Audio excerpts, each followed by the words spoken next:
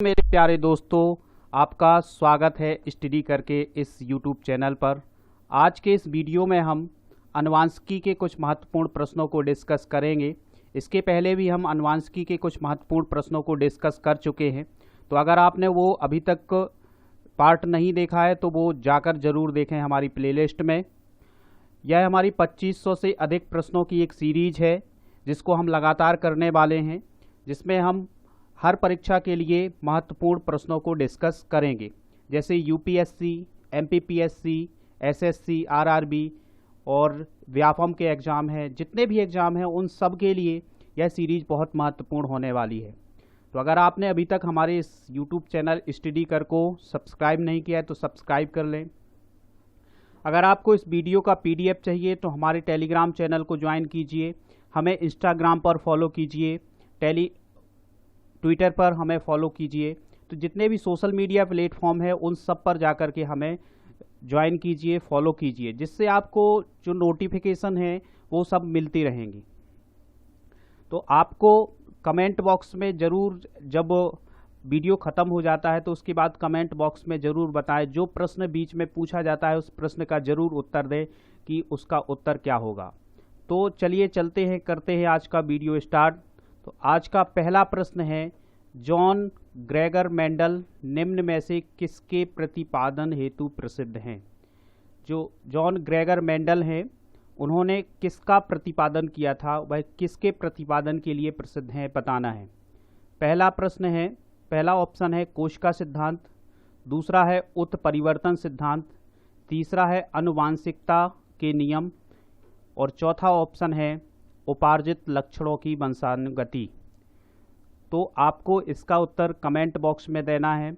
आराम से आप प्रश्न क्रमांक को एक को पढ़िए, उसके विकल्प पढ़िए और जल्दी से बताइएगा कि क्या होगा इसका उत्तर।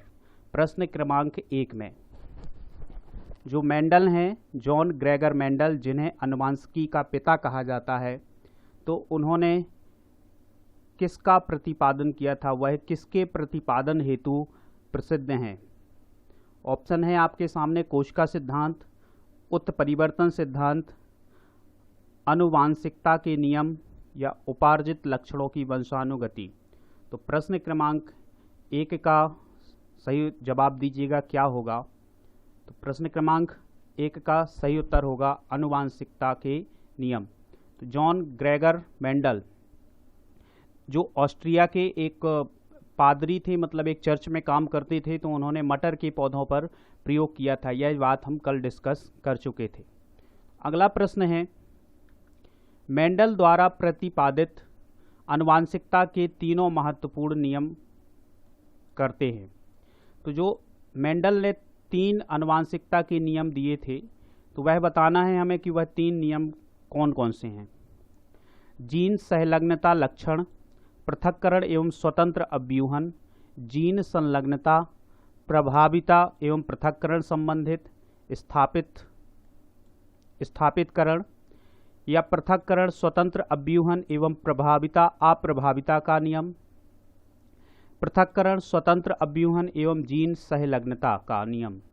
तो हमें बताना है कि जो मेंडल द्वारा 3 आनुवांशिकता के नियम प्रस्तुत किए गए थे, यह भी पूछा जा सकता है एक छोटा सा प्रश्न कि मेंडल के द्वारा आनुवांशिकता के कितने नियम प्रस्तुत किए गए थे। तो 3 नियम प्रस्तुत किए गए थे। अब 3 नियम कौन कौन से प्रस्तुत किए गए थे, इसका जवाब आपको कमेंट बॉक्स में देना है। बताइएगा क्या होगा इसका उत्तर।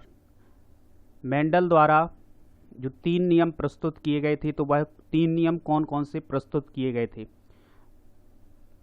तो प्रश्न क्रमांक 2 का जो सही उत्तर होगा, पृथक्करण का नियम दिया था उन्होंने, दूसरा है स्वतंत्र अव्यूहन का नियम दिया था, और जो तीसरा नियम दिया था वह दिया था प्रभाविता अप्रभाविता का नियम।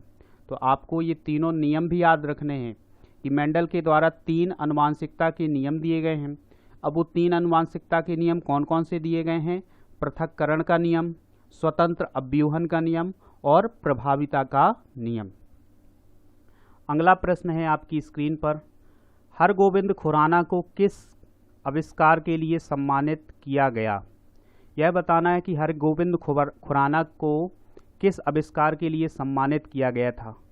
पहला पहला ऑप्शन है प्रोटीन संश्लेषण के लिए, दूसरा है जीन संश्लेषण के लिए, तीसरा है नाइट्रोजन क्षारों के संश्लेषण के लिए, या इनमें से कोई नहीं।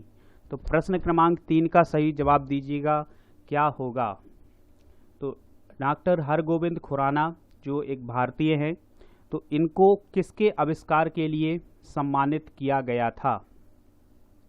प्रोटीन संश्लेषण के लिए, या जीन संश्लेषण के लिए, नाइट्रोजन क्षारों का संश्लेषण के लिए, या इनमें से कोई नहीं। तो प्रश्न क्रमांक 3 का सही जवाब दीजिएगा क्या होगा कि हरगोविंद खुराना को किसके आविष्कार के लिए सम्मानित किया गया था? प्रश्न क्रमांक 3 का सही उत्तर होगा जीन संश्लेषण के लिए। तो हरगोविंद खुराना ने जीन का संश्लेषण किया था, इसके लिए उन्हें सम्मानित किया गया था। अगला प्रश्न है अनुवांशिकी में उत्परिवर्तन होता है। अनुवांशिकी में उत्परिवर्तन होता है, किसमें उत्परिवर्तन होता है? डीएनए में, आरएनए में, क्रोमोसोम में, या राइबोसोम में? तो बताइएगा क्या होगा इसका सही उत्तर। अनुवांशिकी जो जेनेटिक्स में है उसमें उत्परिवर्तन होता है, किसमें उत्परिवर्तन होता है? डीएनए में उत्परिवर्तन होता है, आरएनए में उत्परिवर्तन होता है, क्रोमोसोम में उत्परिवर्तन होता है, या राइबोसोम में उत्परिवर्तन होता है? तो प्रश्न क्रमांक 4 का सही उत्तर बताइएगा किसमें उत्परिवर्तन होता है। तो प्रश्न क्रमांक 4 का जो सही उत्तर होगा वह होगा क्रोमोसोम। क्रोमोसोम में उत्परिवर्तन होता है। अगला प्रश्न है आपके सामने, प्रयोगशाला में सर्वप्रथम डीएनए का संश्लेषण किया था। हमें यह बताना है कि जो डीएनए है, डीएनए का संश्लेषण किया था प्रयोगशाला में किसने डीएनए का संश्लेषण किया था? मिलर ने, खुराना ने, डिवीज ने, या केल्विन ने? तो बताइएगा प्रयोगशाला में डीएनए का संश्लेषण किसने किया था? डीएनए का संश्लेषण किसने किया था? तो डीएनए का संश्लेषण करने वाला वैज्ञानिक कौन था? प्रयोगशाला में डीएनए का संश्लेषण किसने किया था? मिलर ने, खुराना ने, डिवीज ने, या केल्विन ने? तो प्रश्न क्रमांक 5 का जवाब दीजिएगा सभी लोग जवाब दें, और इसका जितने लोग भी जुड़े हैं वो सभी लोग जवाब दें, और वीडियो को लाइक ज़रूर करें। लाइक करने से हमें मोटिवेशन मिलता है कि हम अच्छा कार्य कर रहे हैं और आप लोगों को भी अच्छा लग रहा है। तो आप वीडियो को लाइक ज़रूर करें, और बीच में जो प्रश्न पूछा जाएगा उस प्रश्न का ज़रूर उत्तर देना है आपको कमेंट बॉक्स में। जब वीडियो ख़त्म हो जाए उसके बाद आपको कमेंट बॉक्स में उस प्रश्न का उत्तर देना है जो पूछा जाए। बीच में पूछा जाएगा प्रश्न, तो उस प्रश्न को आपको बताना है कमेंट बॉक्स में जब वीडियो ख़त्म हो जाए। तो प्रयोगशाला में सर्वप्रथम डीएनए का संश्लेषण किया था मिलर ने, खुराना ने, डिवीज ने, या केल्विन ने? तो किसने किया था प्रयोगशाला में डीएनए का संश्लेषण?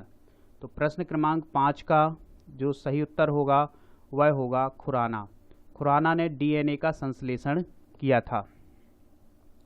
अगला प्रश्न है केंद्रक बाह्य आनुवांशिक पदार्थ किसमें पाया जाता है? केंद्रक बाह्य आनुवांशिक पदार्थ किसमें पाया जाता है? इस प्रश्न को समझ लें। केंद्रक के बाहर आनुवांशिक पदार्थ किसमें पाया जाता है? मतलब केंद्रक के अलावा और कहाँ आनुवांशिक पदार्थ पाया जाता है? तो प्रश्न क्रमांक 6 को के जो ऑप्शन है वह है प्लास्टिडों में, गुणसूत्रों में, राइबोसोम में, गोल्गी काय में? तो बताइएगा कि केंद्रक कहाँ पाया जाता है, आनुवांशिक पदार्थ किस में पाया जाता है केंद्रक के अलावा? प्लास्टिडों में, गुणसूत्रों में, राइबोसोमों में, या गोल्गी काय में? बताइएगा कि आनुवांशिक पदार्थ किस में पाया जाता है केंद्रक के अलावा। केंद्रक बाह्य आनुवांशिक पदार्थ लिखा हुआ है, तो मतलब केंद्रक के अलावा और कहाँ आनुवांशिक पदार्थ पाए जाते हैं? तो प्रश्न क्रमांक 6 का सही जवाब दीजिएगा क्या होगा। प्रश्न क्रमांक 6 का सही जवाब दीजिएगा कि केंद्रक के बाहर कहाँ आनुवांशिक पदार्थ पाया जाता है। तो प्रश्न क्रमांक 6 का जो सही उत्तर होगा वह होगा प्लास्टिडों में, जिसे हम लबक भी बोलते हैं। अगला प्रश्न है आनुवांशिक सूचना जो जनकों से संतानों में कोशिका द्रव्य द्वारा जाती है उसे क्या कहते हैं? जो आनुवांशिक सूचना है जो जनकों से उसकी संतानों में जाती है और वो किसके माध्यम से जाती है? कोशिका द्रव्य के माध्यम से जाती है, तो उसे हम क्या कहते हैं? कोशिका द्रव्यीय वंशागति या केंद्रकीय वंशागति या आनुवांशिक कोड कहते हैं या उपरोक्त सभी। तो प्रश्न क्रमांक 7 का सही जवाब दीजिएगा, क्या होगा? आनुवांशिक सूचना जो जनकों से संतानों में कोशिका द्रव्य के द्वारा जाती है, तो कोशिका द्रव्य के द्वारा जो सूचना जाती है उसे हम क्या कहते हैं? कोशिका द्रव्यीय वंशागति, केंद्रकीय वंशागति या आनुवंशिक कोड कहते हैं या उपरोक्त सभी। तो प्रश्न क्रमांक 7 का जो सही उत्तर होगा वह होगा कोशिका द्रव्यीय वंशागति। उसे क्या कहते हैं? जिसमें जो आनुवांशिक सूचना है वो कोशिका द्रव्य के माध्यम से जाती है, तो उसे हम कोशिका द्रव्यीय वंशागति कहते हैं। अगला प्रश्न है, पैत्रागतिकी की कोशिका द्रव्यीय इकाई को कहते हैं। कोशिका द्रव्यीय इकाई क्या कहलाती है? हार्मोगोन, प्लाज्मोनिन, जीनोन या उपरोक्त में से कोई नहीं। तो पैत्रागतिकी की जो कोशिका द्रव्यीय इकाई है उसे हम क्या कहते हैं? हार्मोगोन कहते हैं या प्लाज्मोजीन कहते हैं या जीनोम कहते हैं या उपरोक्त में से कोई नहीं। बताइएगा इसका सही जवाब। जो पैत्रागतिकी है उसकी जो कोशिका द्रव्यीय इकाई है उसे क्या कहते हैं? हार्मोगोन कहते हैं, प्लाज्मोनिन कहते हैं या जीनोम कहते हैं या उपरोक्त में से कुछ नहीं। प्रश्न क्रमांक 8 का जल्दी से जवाब दीजिएगा, क्या होगा? हार्मोगोन कहते हैं, पैत्रागतिकी की जो कोशिका द्रव्यीय इकाई होती है उसे हार्मोगोन कहते हैं या प्लाज्मोनिन कहते हैं या जीनोम या उपरोक्त में से कोई नहीं। अभी आपको इस वीडियो में आगे और भी अच्छे प्रश्न मिलने वाले हैं, तो आप इस वीडियो को पूरा देखें, बीच में स्किप ना करें। 20-25 मिनट तो दीजिएगा अपनी पढ़ाई के लिए। तो पैत्रागतिकी की जो कोशिका द्रव्यीय इकाई है उसको क्या कहते हैं? हार्मोगोन कहते हैं, प्लाज्मोजीन कहते हैं या जीनोम कहते हैं या उपरोक्त में से कोई नहीं। तो प्रश्न क्रमांक 8 का जो सही उत्तर होगा वह होगा प्लाज्मोजीन। उसे क्या कहते हैं? कोशिका द्रव्यीय इकाई जो है जिसमें कोशिका द्रव्य के माध्यम से जो सूचनाएं पहुंचती हैं, तो जो कोशिका द्रव्य की इकाई है वो प्लाज्मोनिन कहलाती है। अगला प्रश्न है, वह समस्त पैत्रागति गुण जो कोशिका द्रव्य द्वारा ही वंशागत होते हैं कहलाते हैं। तो उन्हें हम क्या कहते हैं? वह समस्त पैत्रागति गुण जो कोशिका द्रव्य द्वारा ही वंशागत होते हैं कहलाते हैं। क्या कहलाते हैं? प्लाज्मोन, कैरियोटाइप, इडियोग्राम या फिनोटाइप क्या कहते हैं हम उसे? वह समस्त पैत्रागति गुण जो कोशिका द्रव्य द्वारा ही वंशागत होते हैं। मतलब केंद्रक में वंशानुगत जो गुण पाए जाते हैं वो अलग हैं। अगर पूरा कोशिका द्रव्य सूचनाओं का पूरा कोशिका द्रव्य अगर जो वंशानुगत सूचना है वो जनक से संतानों तक पहुंचाती हैं, तो उसके लिए कौन उत्तरदायी है? क्या कहते हैं उसे हम? यह बताना है हमें। तो उसे हम प्लाज्मोन कहते हैं या कैरियोटाइप कहते हैं या इडियोग्राम कहते हैं या फिनोटाइप। तो इस प्रश्न का जो सही उत्तर होगा वह होगा प्लाज्मोन। अगला प्रश्न है, मातृत्व प्रभाव संतानों में आता है नर युग्मक कोशिका द्रव्य से, मादा युग्मक कोशिका द्रव्य से, आ और बा दोनों से या किसी से नहीं।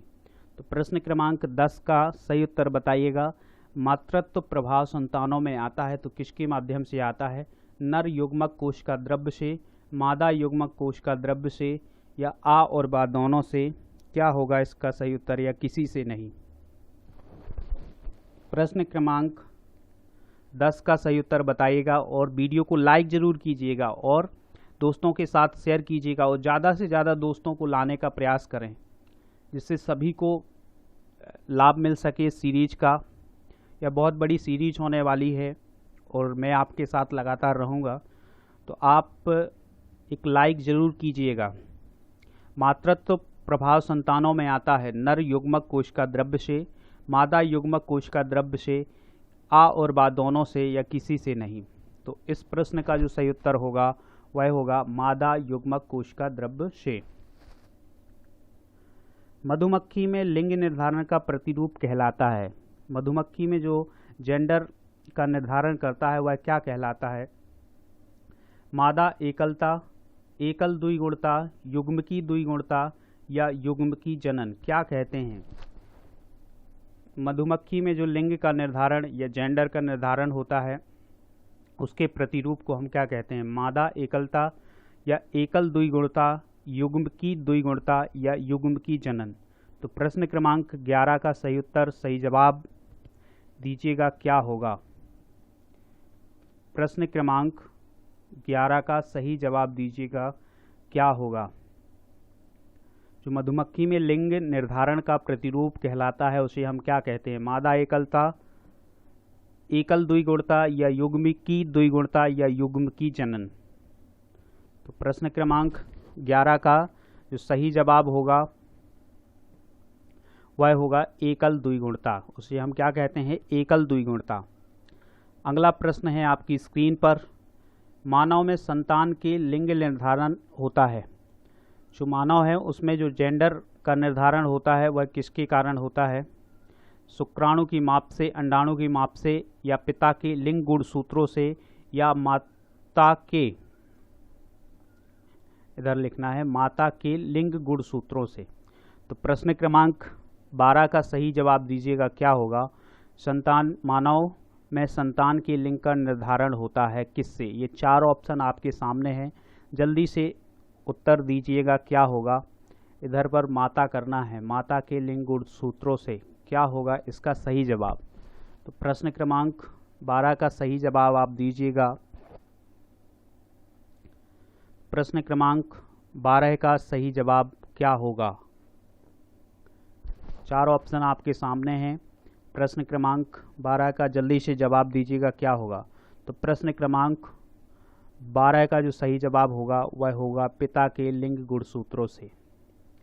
अगला प्रश्न है, अमीबा प्रोटियस, अमीबा प्रोटियस में गुणसूत्रों की संख्या कितनी होती है? यह हमें बताना है कि जो अमीबा प्रोटियस है उसमें गुणसूत्रों की संख्या कितनी होती है? 450, 1262, 78 या 250। तो बताइएगा अमीबा प्रोटियस में गुणसूत्रों की संख्या कितनी होती है? 450, 1262 या 78 या 250। क्या होगा इसका सही जवाब? अमीबा प्रोटियस में गुणसूत्रों की संख्या कितनी होती है? 450 होती है या 1262 होती है या 78 होती है या 250 होती है? तो बताइएगा प्रश्न क्रमांक 13 का सही जवाब। कितनी संख्या होती है अमीबा प्रोटियस में गुणसूत्रों की? गुणसूत्रों की संख्या कितनी होती है अमीबा प्रोटियस में? तो प्रश्न क्रमांक 13 का जो सही जवाब होगा वह होगा 250। 250 गुणसूत्र पाए जाते हैं अमीबा प्रोटियस में। आज का जो इसी में से हमें बताना है कि अमीबा किस जगत का प्राणी है। तो जल्दी से प्रश्न को सुन लीजिएगा ढंग से। अमीबा किस जगत का प्राणी है? जो जंतु जगत हैं उनमें से बताना है कि अमीबा किस जगत का प्राणी है। आज का सही सवाल सुन लीजिएगा क्या होगा कि अमीबा किस जगत का प्राणी है। तो यह आपको इसका जो उत्तर है वो जब वीडियो ख़त्म हो जाए उसके बाद आपको कमेंट बॉक्स में इसका उत्तर बताना है, कमेंट करके बताना है। जब आप ये वीडियो ख़त्म हो जाएगा उसके बाद सभी लोग कमेंट करेंगे और कमेंट करके बताएंगे कि अमीबा जो है वो किस जगत का प्राणी है। जंतु जगत है, जंतु जगत का जो वर्गीकरण किया गया है तो उस वर्गीकरण में अमीबा को किस जगत के अंतर्गत रखा गया है यह बताना है। अगला प्रश्न है आपकी स्क्रीन पर, मनुष्य में निम्न में से किन गुणसूत्रों से लिंग का निर्धारण होता है?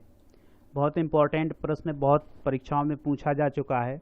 मनुष्य में निम्न में से किन गुणसूत्रों से लिंग का निर्धारण होता है? एक्स गुणसूत्र, वाई गुणसूत्र, एक्स वाई गुणसूत्र या एक्स वाई वाई गुणसूत्र। तो बताइएगा किन गुणसूत्रों से लिंग का निर्धारण होता है? बताइएगा। मनुष्य में से ये 4 ऑप्शन हैं आपके सामने, तो बताइएगा क्या होगा इसका सही आंसर। किन गुणसूत्रों से लिंग का निर्धारण होता है? एक्स गुणसूत्र, वाई गुणसूत्र, एक्स वाई गुणसूत्र या एक्स वाई वाई गुणसूत्र। जल्दी से इसका जवाब कमेंट बॉक्स में दीजिएगा। वीडियो को लाइक जरूर करें सभी लोग। मनुष्य में निम्न में से किन गुणसूत्रों से लिंग का निर्धारण होता है? एक्स गुणसूत्र, वाई गुणसूत्र, या एक्स वाई गुणसूत्र, या एक्स वाई वाई गुणसूत्र से? तो इस प्रश्न का सही जवाब जल्दी से बताइएगा क्या होगा। तो इस प्रश्न का सही उत्तर होगा एक्स वाई वाई गुणसूत्र। अगला प्रश्न है, वर्ग ओ वाले बच्चे के माता पिता किन रुधिर वर्गों वाले नहीं हो सकते?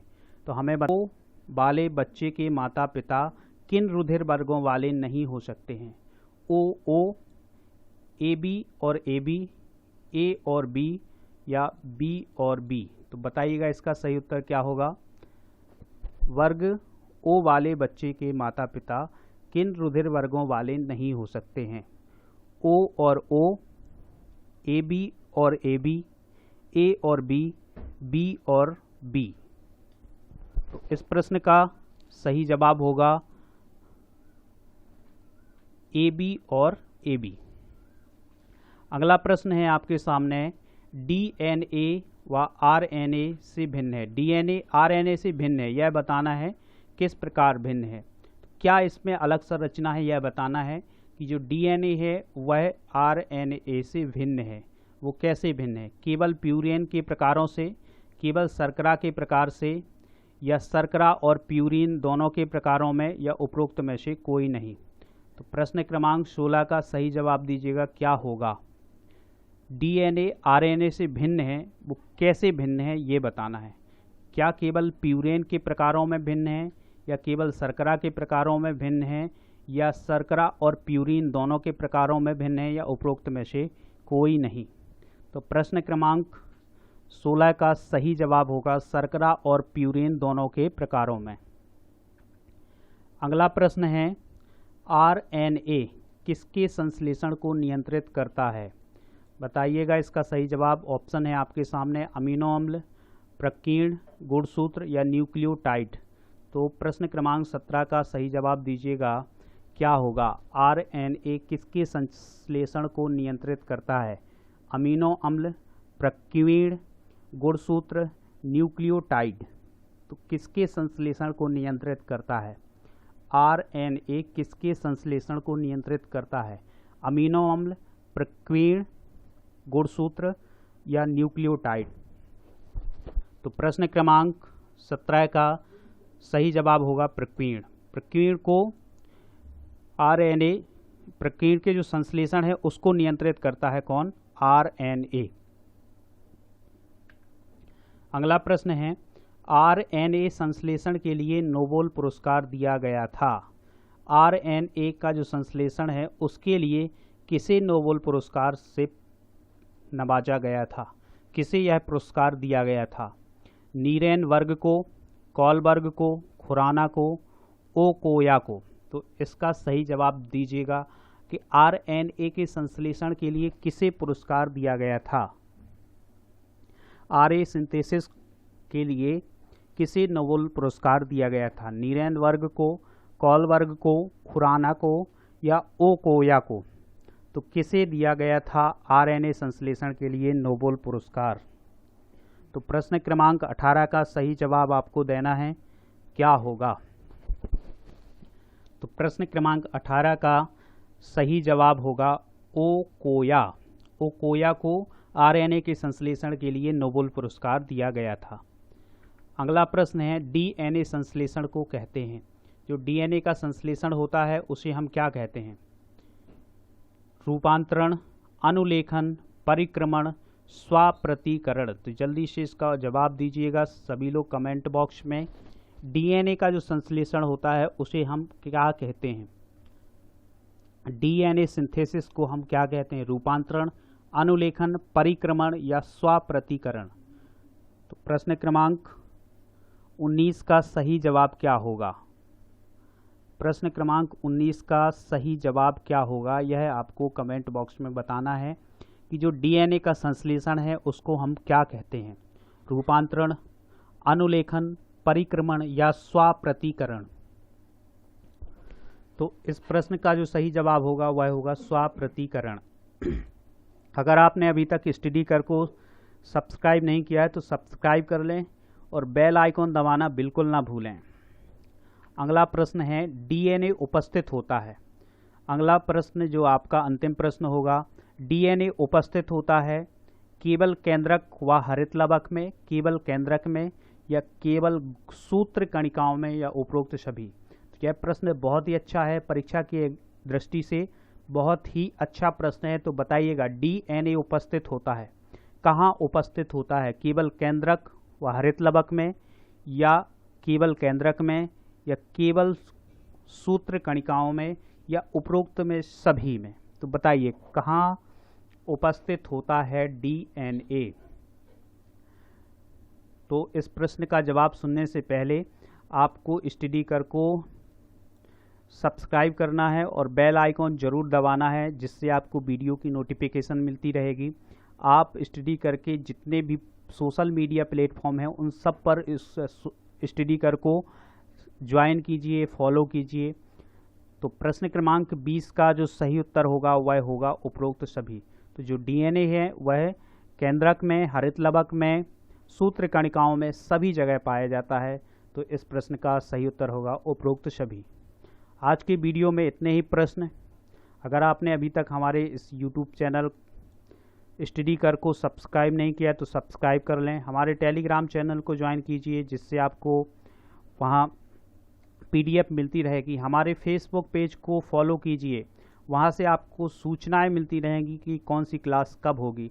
ट्विटर पर हमें फॉलो कीजिए, और अगर आपने अभी तक वीडियो को लाइक नहीं किया तो लाइक कर दीजिएगा। तो आज के वीडियो में लेते हैं विदा। जय हिंद, जय भारत।